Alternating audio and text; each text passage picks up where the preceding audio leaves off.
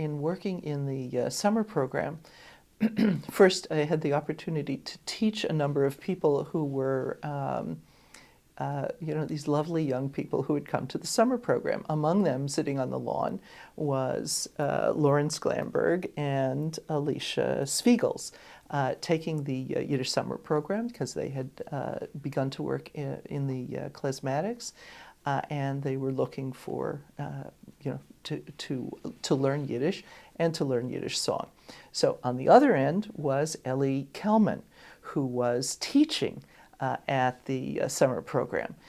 She taught me Schnirrele Perle, and I, walked out onto the lawn and taught Schnirrele Perle to Lauren and to Alicia. I learned Alle Brider somewhere, went out to the lawn, taught Alle Brider.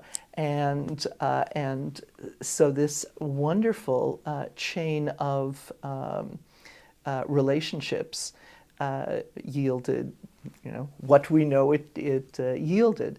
So that was, something that started out, quite simple in a chain of communication that ended up in an altogether other world. That has opened up another world.